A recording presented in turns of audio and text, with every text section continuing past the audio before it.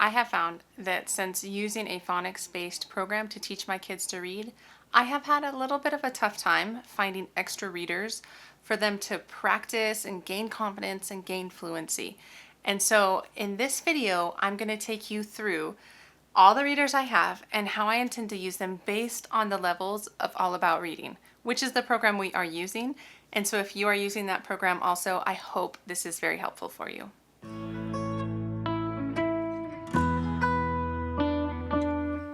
So hi, my name is Angie. Welcome to my channel if you are new here, or welcome back if you've been coming for a while. So I'm in the process of making a plan for my kids. I'm trying to kind of map out some appropriate readers for the level they are in their reading program.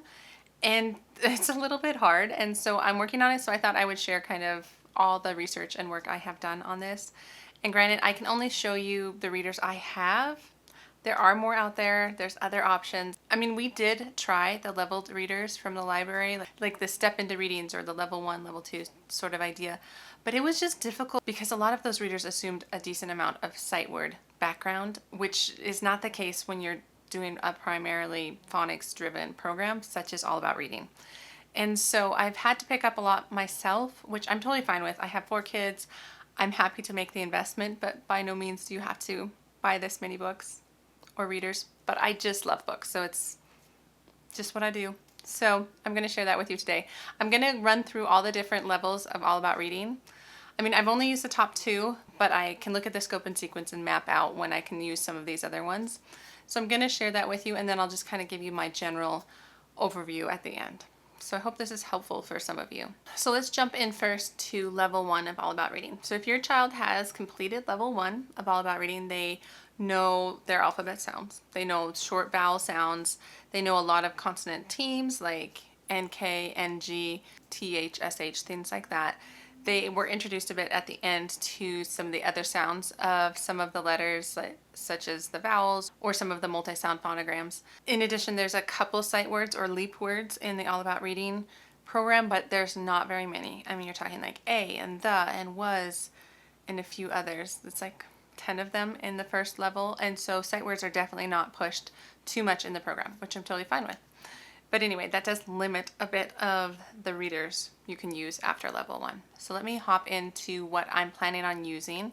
One of the things you could definitely use is the Sonlight Fun Tales books, which I will be using for my daughter next year. And these are cute. There's 27 of them, I think. They're used in the Sonlight Language Arts program, but they're very much accessible if you're not using Sonlight at all. And they really just use a single phonogram sound, so the alphabet and the short vowels. So these are very accessible for after level 1. I would say like great summer reading options. Additionally, I would recommend the Bob books. So in their first collection, it covers all the like alphabet sounds. So at the beginning of every book, it'll be like, we're going to focus on U and F today. And it doesn't really hit sight words until really the middle of the program, and you can find those like in the back. So it's all short vowel sounds, except there are a few sight words that are needed in order to read this book. And so what I do with those is I just always make sure to cover these before we start, and then I'll just help them if they don't recognize it while we're reading it. So it's not a big deal. They mostly can do this. And I would even say the first half of collection 2 is probably accessible to students who have only covered All About Reading level 1. The stories just get a little bit longer, but they're still mostly covering the single sound phonograms and short sounds. It really hasn't gotten into anything more complex than that. And so I just recently picked up a bunch of books from the Good and the Beautiful's library. I did an unboxing. I think it was my last video. So go check that out. I'll link it above. But the box sets are great, although they're a little bit different than Bob books.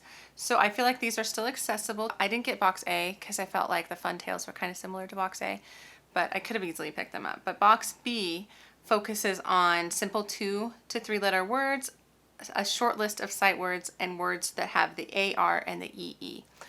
And what I like about these books is, so they're very small, but at the very beginning, it gives a list of the sight words as well as some words to practice, like here there's AR practice. And so they can practice seeing the AR and sounding it out as R as opposed to A-er. You know what I mean? And so these are great for that. Since I just recently picked these up and have started using them, I would say there is more sight word use in these than the Bob books. So kind of take or leave that however you want. But I still think these are very accessible, box A and box B, following level 1 of All About Reading.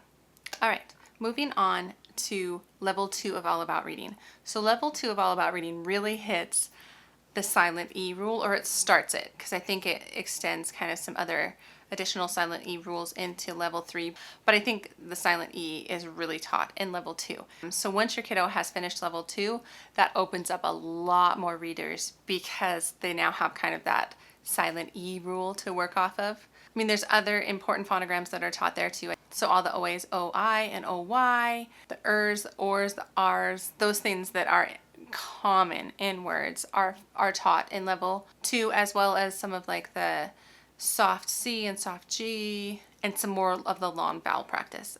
I feel like following level 2, they can really take off with reading because they have a lot of the phonograms, a lot of the rules and things like that. As for readers, I think that are accessible after level 2, I'd say Bob books. So the rest of kind of the Bob book collection 2. I also picked up collection 3, which is teaching long vowels and the silent E. So these are great now that the kiddos have learned silent E.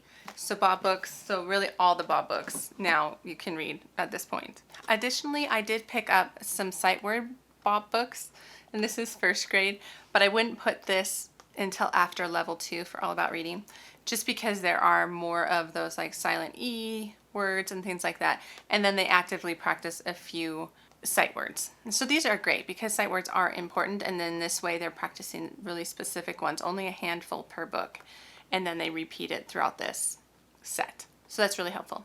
As for this set, I would say 1 through 5 can be read after level 1 and definitely level 2, but you really can't go on from there. That's been my problem with this. When I first bought this, I thought this would kind of progress with my phonics learner, but it really isn't. I think it's going to be excellent after they finish All About Reading. But like I said, they can do maybe the first couple books after level 1 and not really any more after level 2. After level 3 is when they can kind of finish out these green books, these very first reader books, and they really can't access level 1 or level 2, the orange or the purple, until really I'd say after level 3, if not 4 of All About Reading. So these are going to be wonderful. They're just not useful right now. And so that is definitely why I picked up a bunch of extra readers from The Good and the Beautiful, because I just thought these would work, and they're not really working. And so that's the Usborne set. Additionally, after level 2, you can hit up some of the Sonlight readers, which I'm excited about because I switched over to more of a Sonlight for this upcoming year. And so I had picked up the grade 1 readers, and they include these books, the I Can Read It books, 1, 2, 3, and then the word list book, which this is used within the Sonlight Language Arts program, but by no means do you need the Language Arts program to be able to utilize these. I think these are really good, especially these first ones are very accessible after level 2. There are some phonograms, especially as you're getting kind of near the end of 3, that are getting a little bit harder. Like I think there's some double O's or OA, which hasn't quite been taught, but after I looked through it, most everything could be read after just level 2. So these are just half of the Sonlight readers. There's another set, which I'll talk about in just a second, but I'd say these ones I would use after your kiddo is either near the end of 2 or at the end of 2.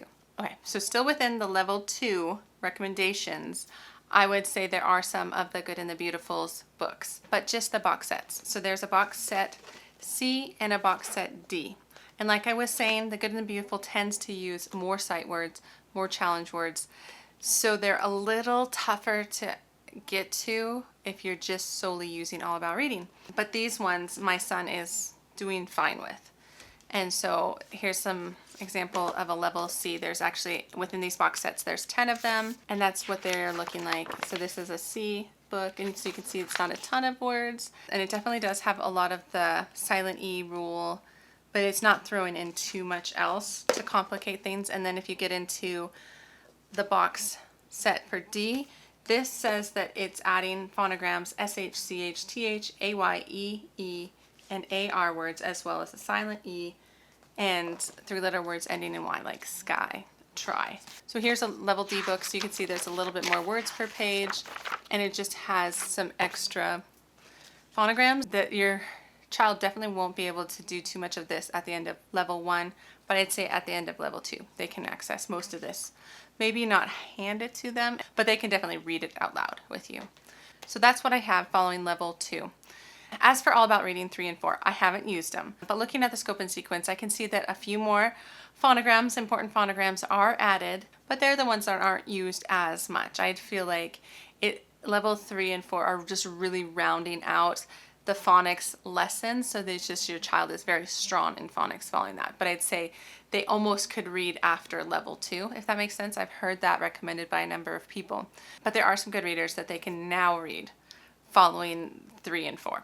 A big one is this. So the Usborne, my first library set. I mean, then they're just going to have access to so many books. And these ones are so great. I'm bummed we can't quite use them, but I know we'll get there. And so there are lots of like these kinds of books. The Ant and the Grasshopper, The Rabbit's Tale. They're just really cute, fun stories. So I've just always enjoyed these books. I enjoy the ones we can read, even though we can't read a ton of this set yet. But I would say after 3 and 4, they will definitely be able to handle these. Additionally, especially after level 3, the rest of the Sonlight readers for grade 1, my son will definitely be able to pick these up, and a lot of them are the Dr. Seuss books, as well as some extra ones like A Big Ball of String, Dr. Seuss, A Fly Went By. I don't know if anybody's, I'll back up. I don't know if anybody's seen these, but I'm excited that we'll be able to use these more following probably level 3, as well as the Little Bear books. And so Little Bear, I mean the EA isn't even taught until level 3. So Little Bear books, I would say, are definitely after level 3 of All About Reading. Okay, so as for the Good and the Beautiful, I would say after level 3 of All About Reading, it opens up the 1A books to the kids, and there's a few of those, especially this one's very big, so you can go see my unboxing if you want a little bit more detail inside of these. But there's a few 1A books, which I feel like level 3, they can definitely start reading it. But as for the level B books, I would say you'd have to almost wait until after level 4, because the stories get a lot longer and more complex and bigger words are expected of these books. Definitely more sight words. So here's my set of 1B books from the Good and the Beautiful's library that I will definitely have my kiddos start reading. Probably not until they're at least in level 4 of All About Reading. These ones are a lot more advanced, I would say. Okay, so I hope that was helpful and not more confusing. I feel like for me, I just had to look through all of my readers, look for all the different phonograms, and check the readers just to make sure that it won't be too frustrating for them. I'm okay with a few things they don't know how to read, but if they can read most of it, I'm happy with that. If it's a huge frustration like a lot of the Usborne books, then that won't work. But it will eventually. So that's my plan. I have all of these readers. Again, you don't need all these readers, but I think a lot of them are very beautiful and my kids are going to love them. And I just kind of have to time them right. And so that's what this was all about. And so I hope that was helpful. And I would love to hear from you guys. Do you have some favorite readers for your kids? For those kids that are just almost reading really well, like it hasn't quite clicked and they haven't quite taken off, but I want to be ready when they do. And so that is why I have all of this. So let me know down below if you have favorite readers. I would love to know that. I shouldn't buy any more, but I might. You never know. And so anyway, if you like the video, please give it a thumbs up. Subscribe if you haven't subscribed already. And otherwise, I will see you in the next homeschool video. All right, have a wonderful day. Take care.